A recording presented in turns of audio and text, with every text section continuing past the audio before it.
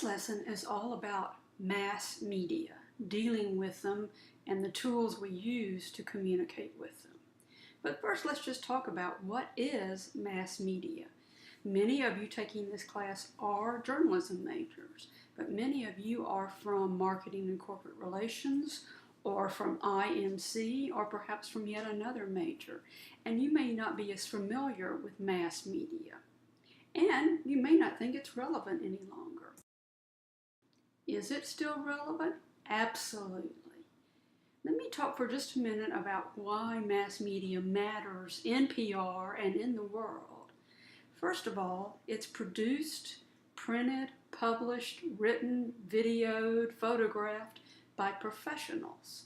So all of us can run out with our smartphone and take a picture and post it on the internet or on Facebook, but we don't know that we took that picture professionally, and we don't know that it's something that would interest other than our friends.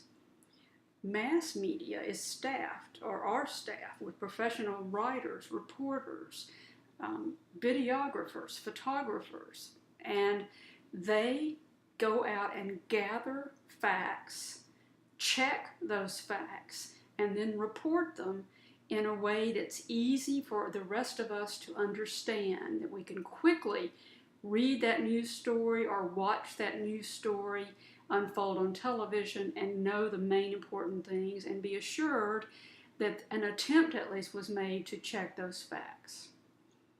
Also, we rely on mass media, and this is not on the slide, but be sure and get it. We rely on mass media to tell us things we can't go experience. So we can't go every day to the place reporters go. We can't run over to Russia and check a fact in Russia, or run over to North Dakota and check a fact there. So reporters do a lot of that for us. Also, we can use mass media that's about topics we are interested in. So you might subscribe to a magazine, say, on sports, or fitness, or fashion, or cooking. And on television, you might watch your local news to learn about what's happening in your community. So mass media can be very specific in the audience it targets. And local media, as I mentioned, is especially important. Lots of people still rely on their local television, radio, and newspapers to update them with what's happening in their town. And we'll talk more about that in a minute. Now, there's one other thing about journalism. And it's much more believable than a rumor you might read on the internet.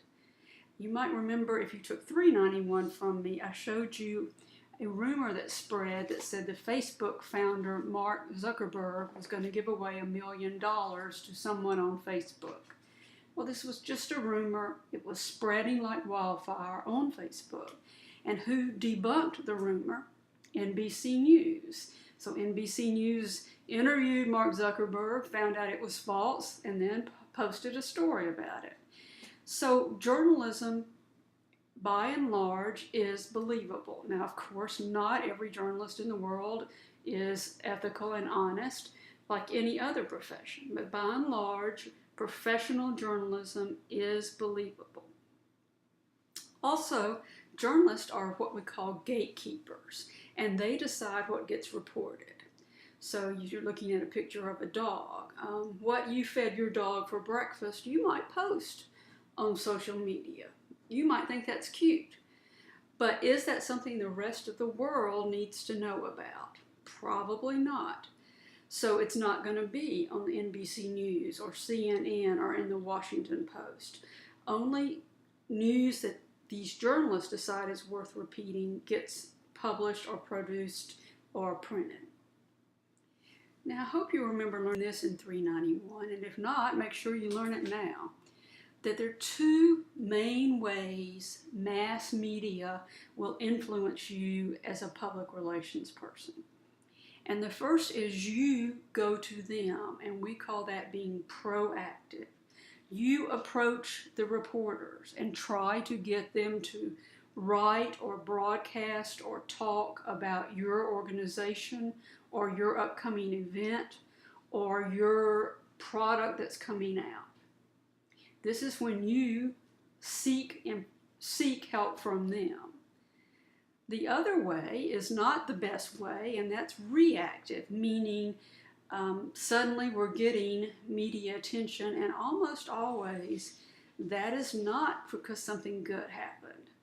If you watch the news or read newspapers, you notice if everything's going okay, that doesn't get reported in the news. It's only when something goes wrong do you get news coverage. And so in that case, the PR person has to be reactive, has to deal with reporters who are trying to find out more, usually about that bad thing that has happened. Now, which one does your text say that the media covers more? See if you can find that in your textbook.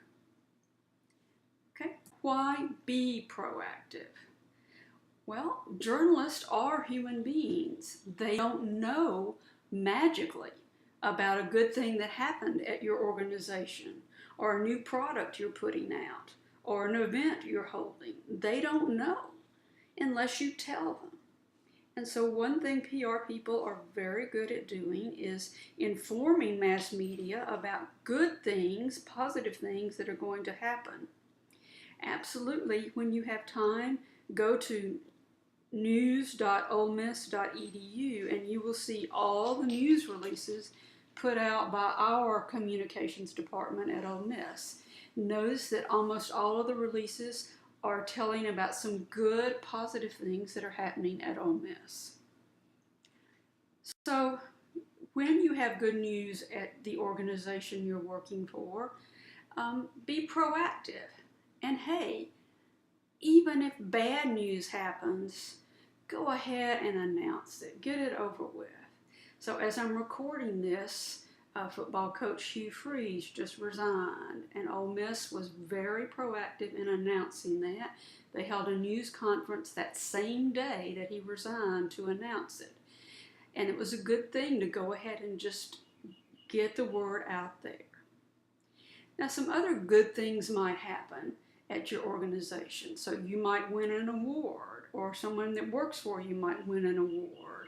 You might come out with a new product. You might set some sort of sales record or membership record. You might have a new company vice president or president. You might open a new branch or a new location, or start some sort of new program. And all of those are kind of things that you, as the PR person, you have to be aware of. Because just because you work for an organization, you also don't always know what's happening. So you kind of have to be a reporter at the place you work and find out the good things that are happening. And I'm about to show you some reactive publicity when bad things happened at Ole Miss. Yes, at Ole Miss, even bad things happen. So you probably don't remember this because it happened a good while back in 2007. But an Ole Miss student was driving his car on Jackson Avenue. He was apparently under the influence of drugs and or alcohol. And when an officer tried to pull him over, he dragged the officer down the road and killed him. And so what you see is a headline here about now he's a former student and when he pled guilty. And of course, Ole Miss had to be involved some in that news. It had nothing to do with Ole Miss, but he was one of our students. Now, another thing you probably do remember, it's more recent, is when a noose was found draped over the statue of Mr. James Meredith on campus. And the perpetrators were caught and prosecuted. And here you see a story about one of them pleading guilty. So sure, as I told you, mass media, they're going to come when there's bad news happening, and you have to be ready to react to that. Now, one of my former students works currently in PR at Kind Bars, and so I've kept up a little bit about her dealing with the media. And I noticed that the FDA contacted Kind Bars and said that 4 of their bars couldn't be labeled healthy according to the FDA's directions because they were too high in fat, Well, as it turns out, the fat was from nuts, which is healthy fat. And so they appealed to the FDA, and the FDA did apparently relent. So you see two headlines. One is the media coverage from when the FDA came after KIND bars. And if you'll read that headline, it's very clever. Nut so fast, KIND bars. FDA smacks snacks. You can tell a clever journalist wrote that. And then, once they were allowed to be healthy again, KIND bars had to be proactive and make sure that announcement got out. One thing I'd like you to remember is media relations is in your book as a separate chapter, but it's pretty much a part of every PR campaign. So make sure you get that down, that it's not just one chapter, it's a huge component in most every PR campaign, except for one. And what kind do you think that is?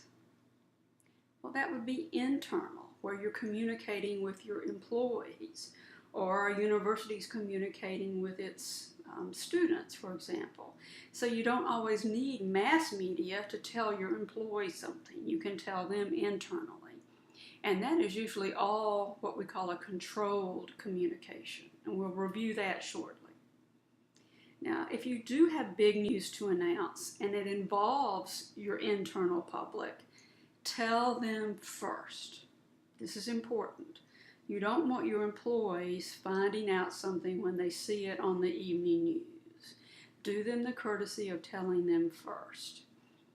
Using the Coach Freeze example, I've been told that before they announced it publicly, they met with the other staff members, the other coaches, and the team members, and let them know first before they let it out to the news media. And that was exactly the correct PR tactic.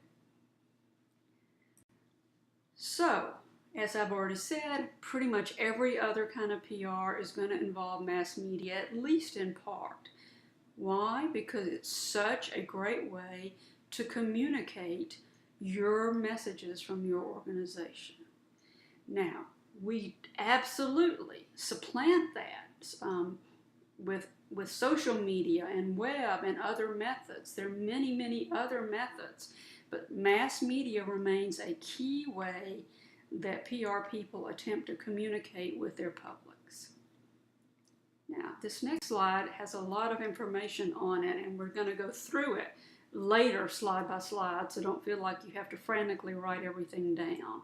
But just look at the kinds of mass media out there. And you as a PR person want to figure out, well, which of these mass media outlets do I want to target proactively? So let's talk through them. First, there's your local mass media. So this would be your radio, television, magazines, and newspapers that cover your local area. So we actually right now have an Oxford magazine. It's a really good magazine put out by one of our journalism graduates. On campus, we have Rebel Radio, you're probably familiar with. In Memphis, they have a Memphis magazine. The nearest TV station we have is in Tupelo. That's about an hour from here. It's WTVA Live. Of course, we have Newswatch here through the Campus Student Media Center. So here's some of the radio stations we have locally and the TV stations we just went over. Now, what about local newspapers? Do we have any? Well, yeah, we have a bunch.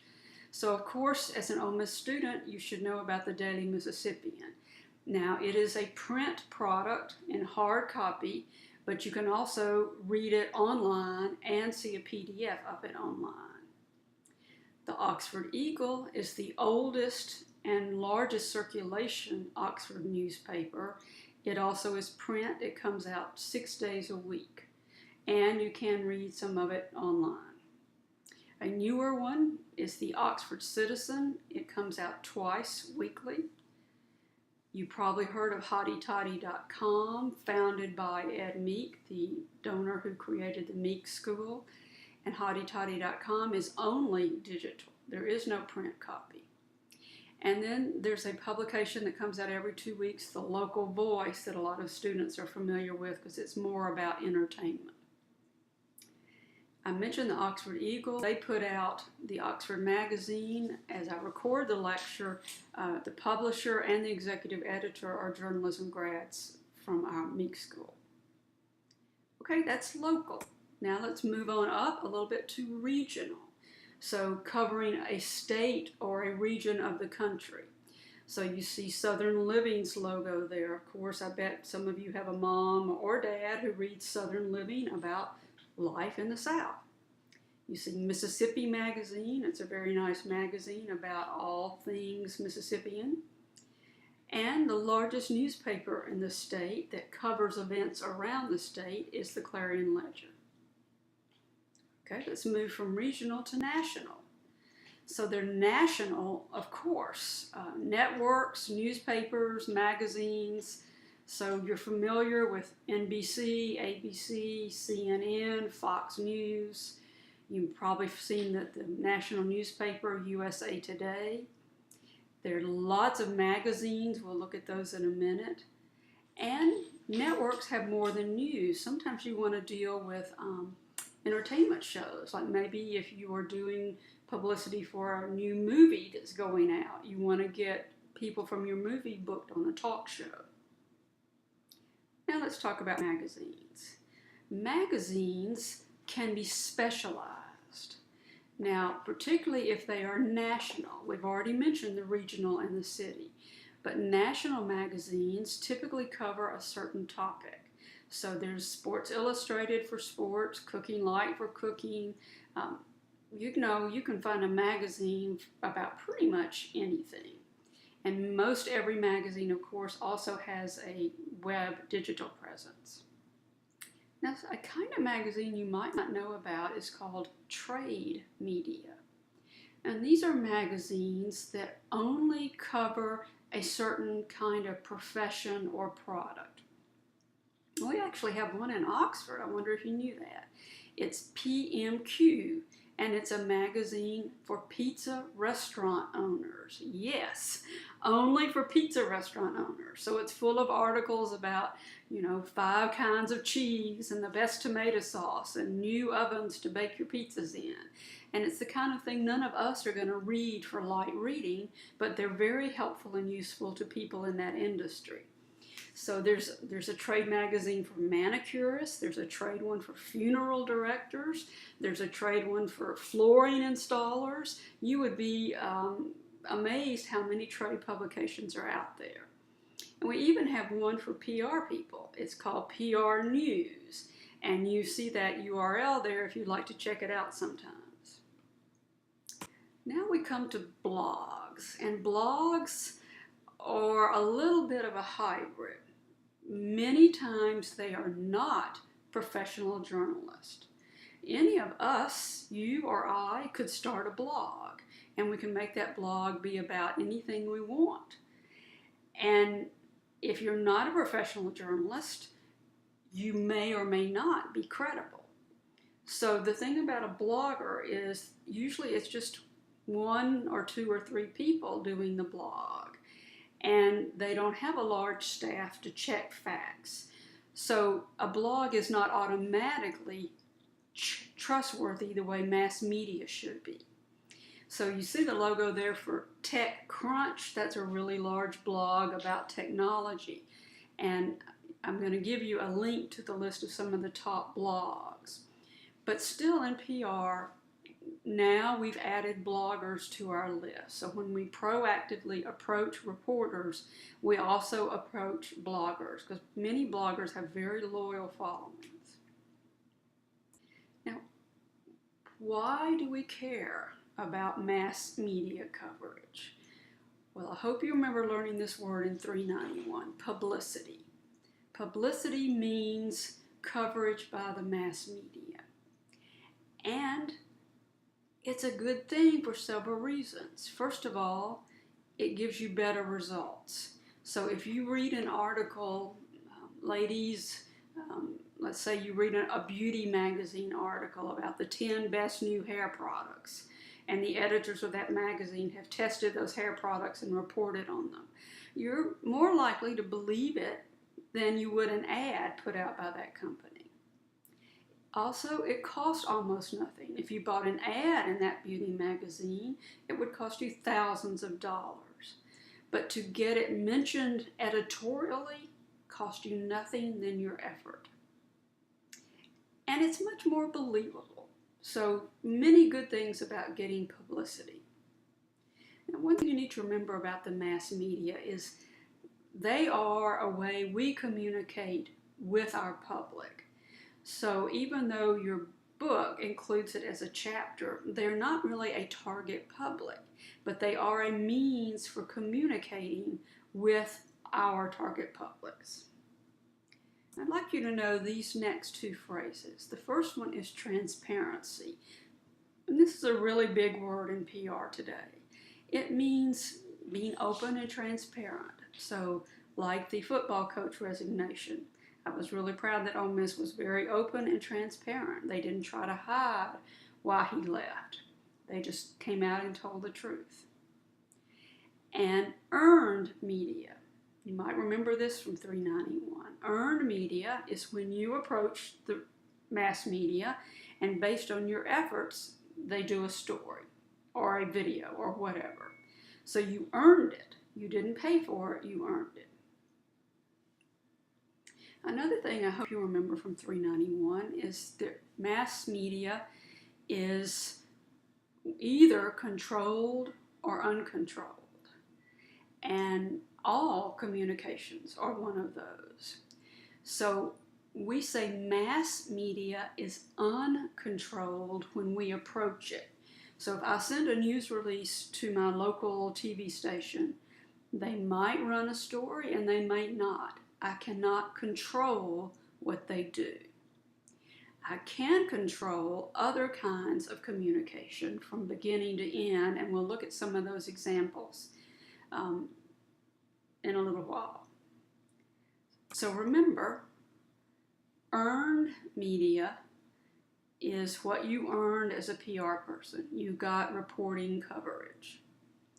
Paid media is what you do in marketing. You pay to buy an ad, whether that's on the Today Show or on a website or in a magazine. And owned media is media that you control from beginning to end. So your organization website, you control that. A brochure you publish about your new product, you control that. So controlled and paid media typically are owned and paid media are controlled. Now, I know, as I mentioned at the beginning, that many of you listening to this are not journalism students, but you need to know a little bit about what journalists need. Otherwise, how can you best help them?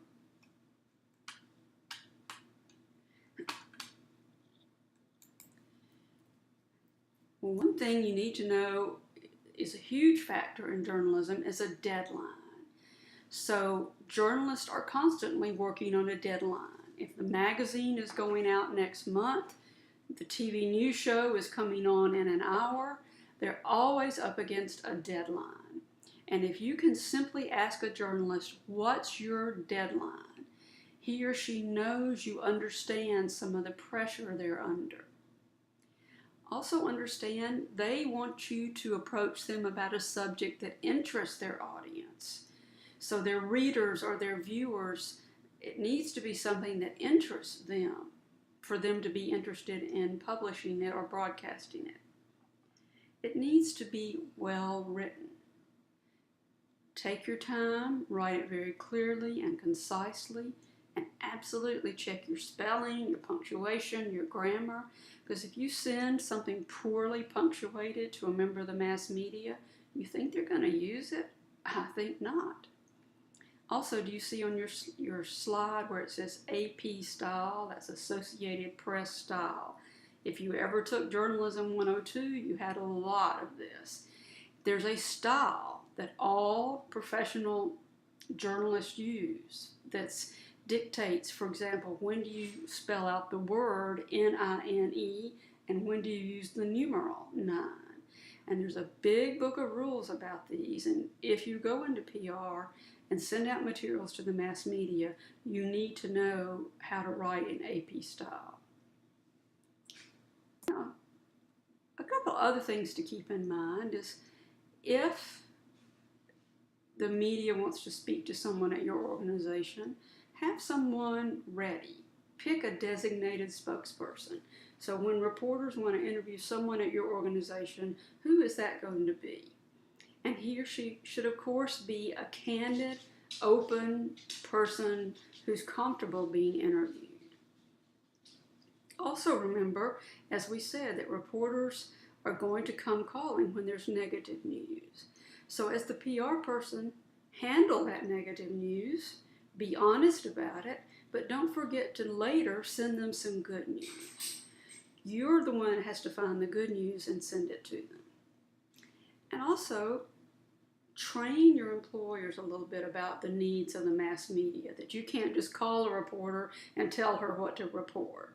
It's very unlike social media, where you can just say what you want. Now I want to just quickly review you on something you learned in 391, and those are some of the tools we use in proactively approaching a journalist. These are the tools of our trade, so that's why you see the toolbox picture there. And we're going to go through these again one by one, so don't worry about having to get all of these written down. Goodness knows you've learned about a news release by now, also called a press release. It remains the #1 tool we use as PR professionals to contact members of the mass media. What is it? It's when we write a news story. Now you'll hear a lot of other teachers call it a press release, and it is still called that, but it's preferred to be called a news release. We write that in the way a reporter would write it, and we send it out to journalists. Now, if you don't remember how to write it, there is an example posted on Blackboard that I gave you in 391. And as part of some of your cases in this course, you'll have to be making up some news releases that are fictional. So be sure and use that example to go by. And just a couple of reminders. A news release is not an ad.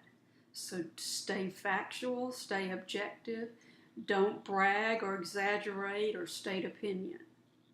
Make sure you're using that Associated Press style, and make sure you get a quotation from someone in your organization. Now, of course, for the hypothetical cases, you are not going to be able to do that this semester, but if you were really, as a PR person, sending out a release, it would need to include a quote from someone at your organization.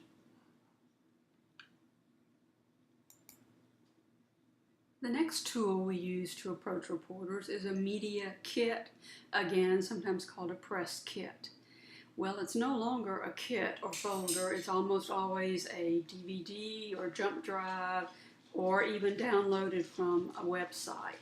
But it's a packet of multiple kinds of information that you need to give a reporter to help that reporter cover a big event or story or your company. So, of course, it's going to include news releases, but it also needs to be multimedia.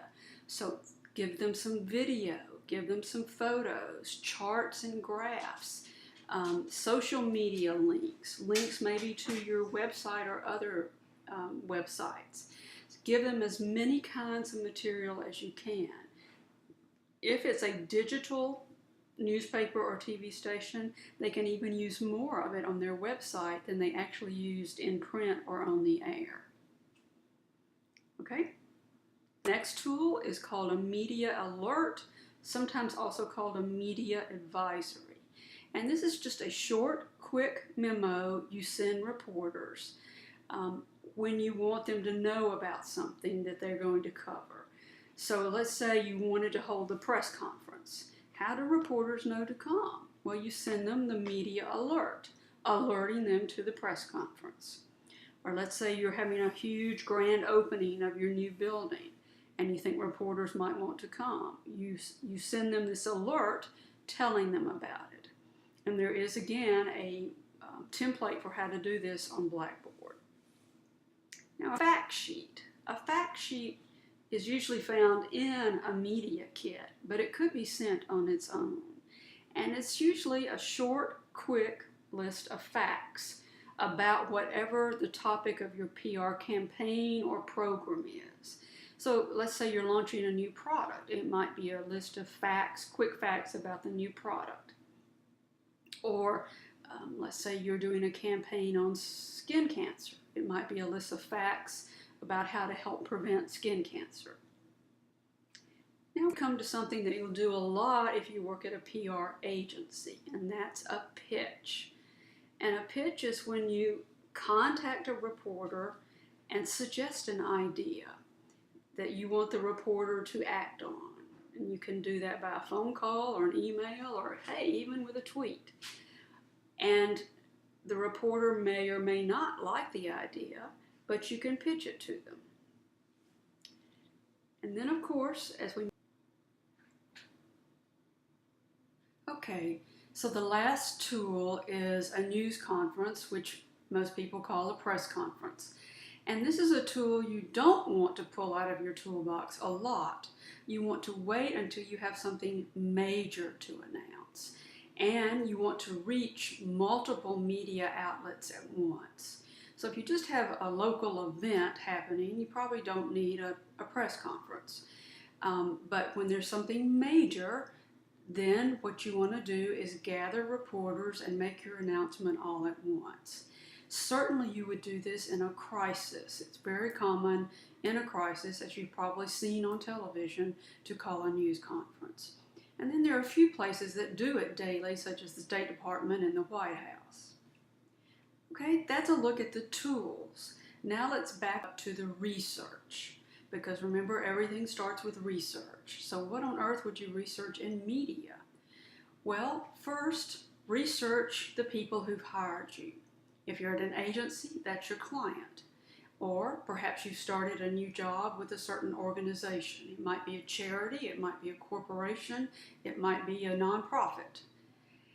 Find out background on your organization or client, because how can you publicize an organization you don't know anything about? So if you've just come on board with this organization, find out about it. Go read what previous news coverage there's been. Look around for opportunities to be proactive. So in other words, what are some good things happening there that you might pitch to the media? And look around to see, are there any problems that are brewing that might turn into some bad news? And if you think the bad news is coming, get ready to prepare what questions reporters would ask. Because once you've done it a while, you pretty well know what a reporter might ask. And get your questions ready to those answers. The next thing you want to research is, who are the publics I want to reach with this PR program, and what mass media are they consuming? And so you probably want to survey them, if you can, to find out what newspapers, news shows, web sites, what mass media are they looking at when they get their news. Then you want to find out, well, what mass media that are used by my target public should I now approach? You don't just randomly approach the media. You pick them for a particular reason.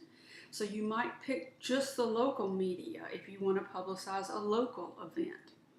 You might pick your state or regional media if it's an event that might call from people statewide.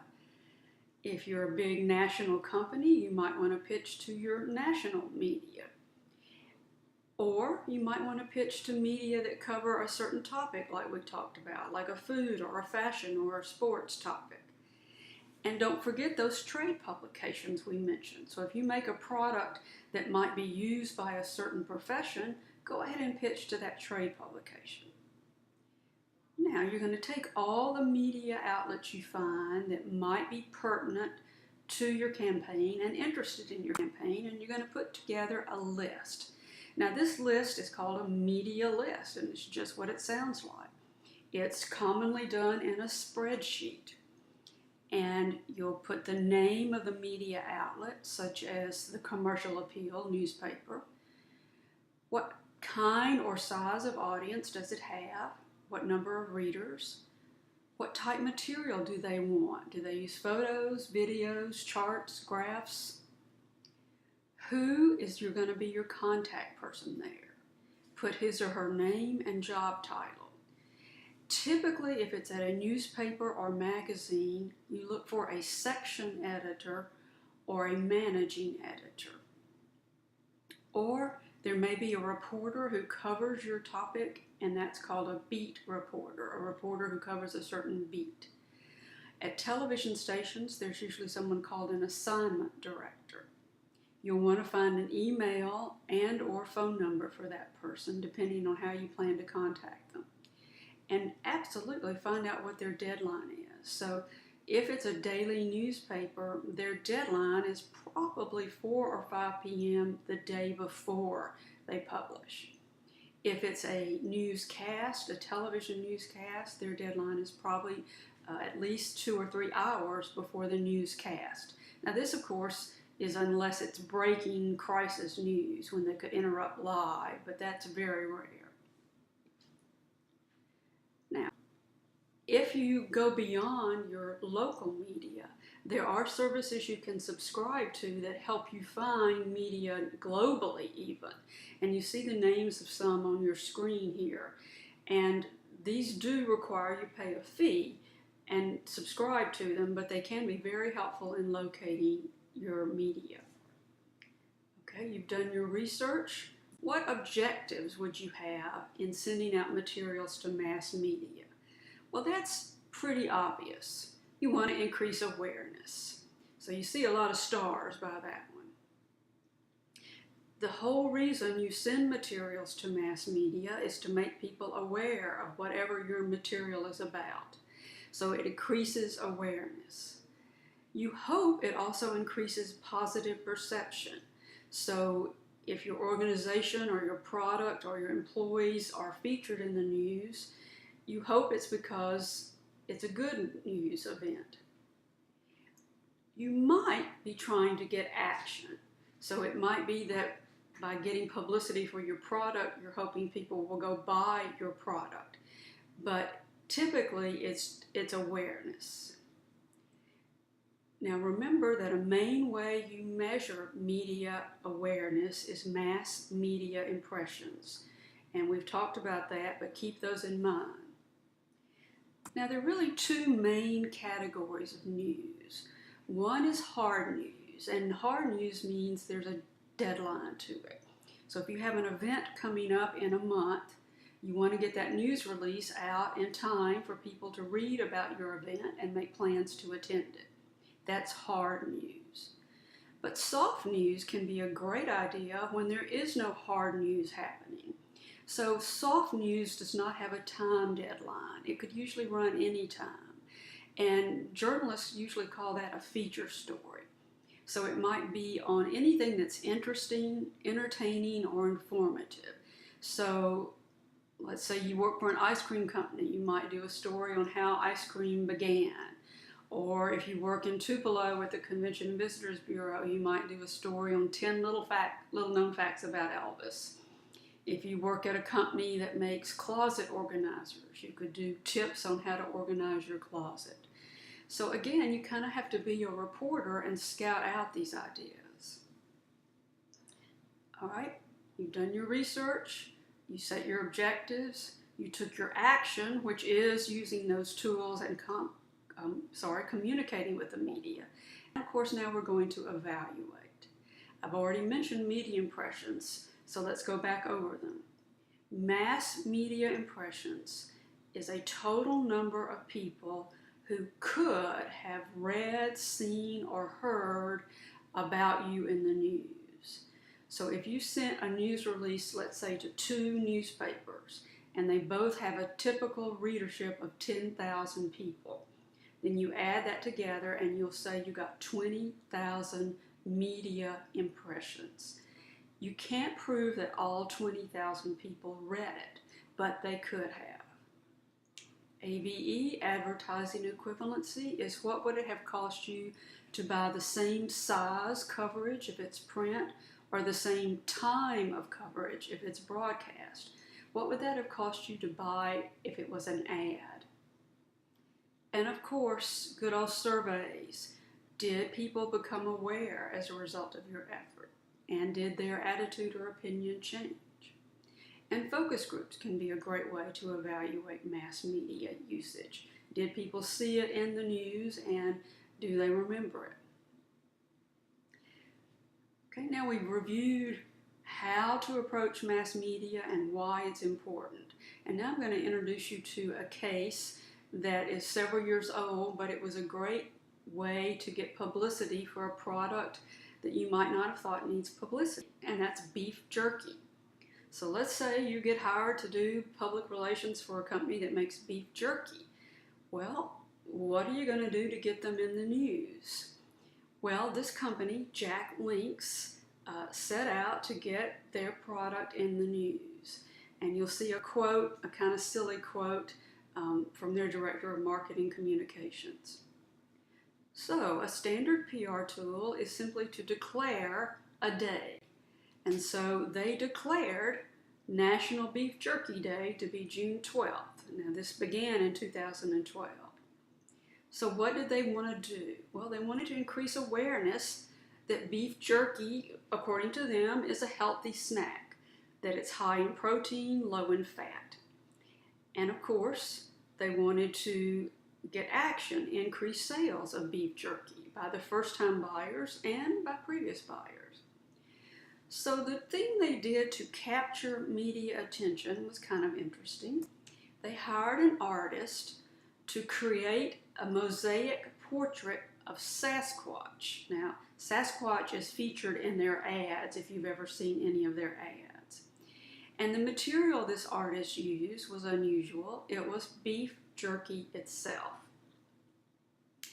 And they put together a video, which I'll give you a link to, of a time-lapse creation of the portrait by the artist.